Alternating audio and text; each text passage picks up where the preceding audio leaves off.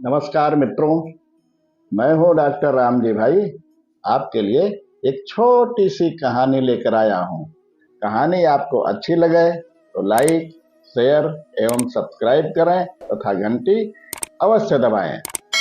आइए कहानी का आनंद लेते हैं। ईशान अपने माता पिता का इकलौता बेटा है। लखनऊ के एक अच्छे स्कूल में पढ़ता है।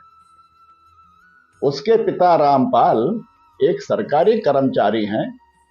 नित्य ऑफिस जाते समय अपने 6 साल के बेटे को स्कूल में छोड़ जाते थे।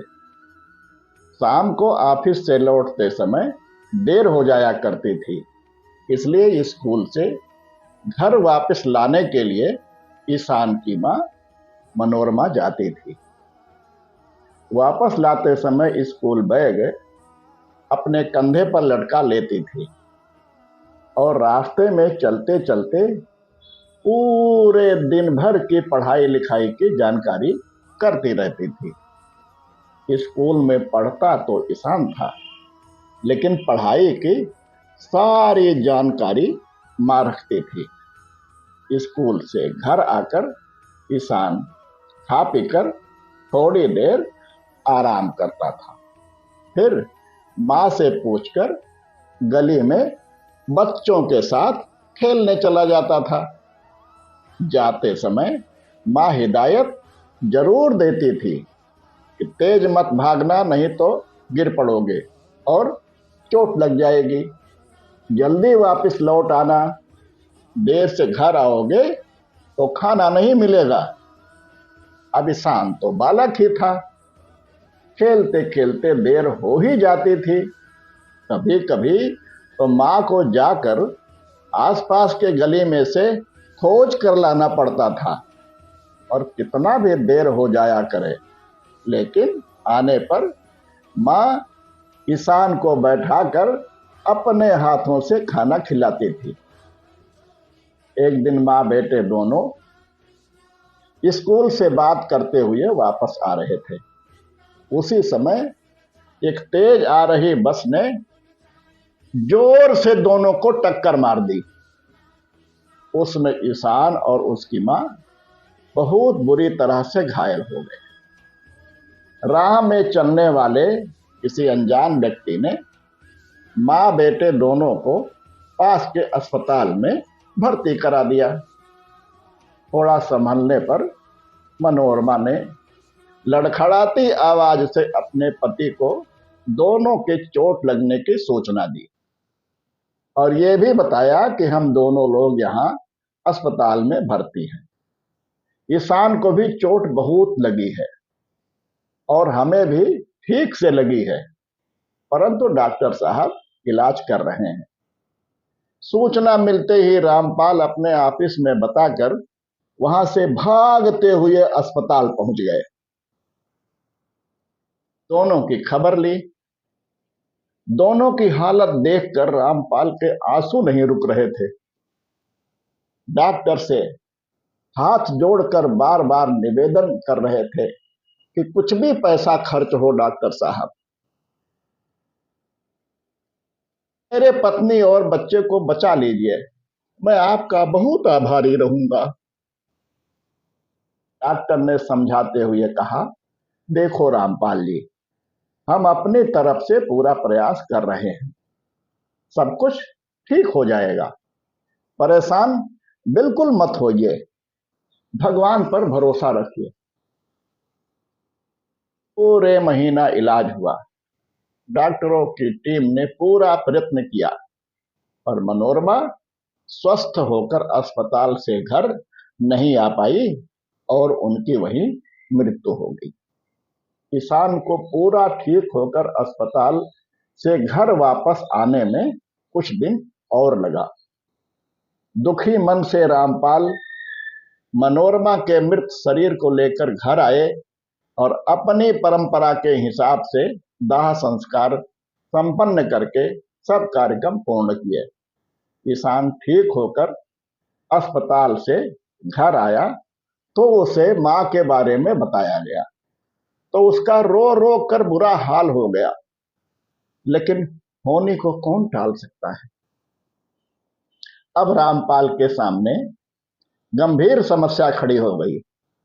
ऑफिस की ड्यूटी और बच्चे की पढ़ाई, दोनों काम कैसे संभालें, कुछ समझ में नहीं आ रहा था।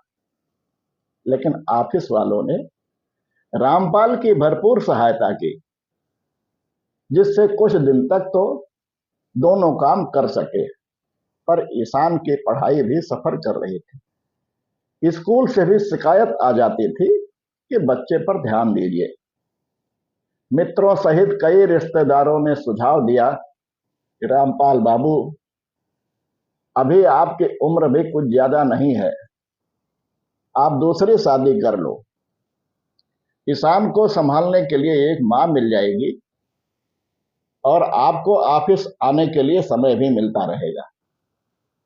बहुत दिनों तक सोचते सोचते रामपाल का भी मन बन गया कि सब लोग ठीक ही कह रहे हैं, हमें विवाह कर ही लेना चाहिए, नहीं तो दोनों काम हमारे बस में नहीं हो पा रहा है। अकेले नहीं संभल पाता है ऑफिस और स्कूल का सारा काम। नाव निवासी राम शरण बाबू की एक पढ़ी लिखी लड़की थी।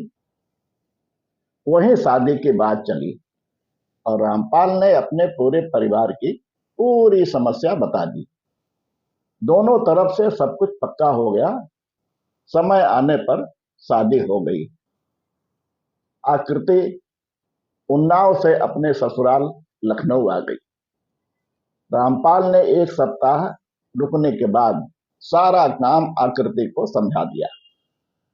बेटे को भी समझा दिया कि बेटे, अब आज से ये तुम्हारी नई मां है, इनको उसी तरह अपनी मां समझना। कुछ दिन लगा आकृति को सारा काम समझने में। आकृति अब घर संभालती और स्कूल जाकर उसे वहां से लेकर आती थी। लेकिन मनोरमा जैसी बातचीत करती हुई स्कूल से लाती थी, वो बातें आकृति में नहीं थी। ईशान को भी धीरे धीरे यह समझ में आने लगा कि उस मां और इस मां में बहुत अंतर है।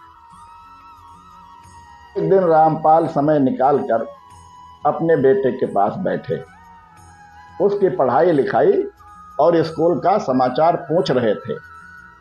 बात करते हुए ईशान से पूछते हैं कि बेटा, तेरी पहली और दूसरी मां में क्या अंतर है? ईशान मंद स्वर में बोला, मेरी पहली मां झूठी थी और दूसरी मां सच्ची है। इस बार पर तो रामपाल सन्न रह गए। पिता रामपाल को लगा, इतनी जल्दी इस बच्चे में अपने पैदा करने वाली मां को झूठी समझने का भाव कैसे पैदा हो गया। पिता ने पूछा, यह बात तुम कैसे कह रहे हो कि पहले वाली मां झूठी थी? इस पर लड़के ने उत्तर दिया कि पहले जब हम घूमने के लिए मोहल्ले में अपने दोस्तों के साथ चला जाता था तो मां कहती थी कि बिना बताए या दोस्तों के साथ खेलने घूमने जाओगे तो तुमको खाना नहीं दूंगी। लेकिन वह खाने के समय मैं कहीं भी रहूं हमें खोज करके लाती थी और खाना जरूर खिलाती थी। लेकिन नई वाली मां ने मेरे घूमने खेलने पर रोक लगाने के लिए कहा कि अगर तुम घूमोगे और खेलोगे तो मैं तुम्हें खाना नहीं दूंगी। नई मां ने हमें खाना देना बंद कर दिया। मैं 2 दिन से भूखा हूं। ऐसी ही एक नई कहानी के साथ आपसे फिर भेंट होगी। तब तक के लिए सभी को नमस्कार।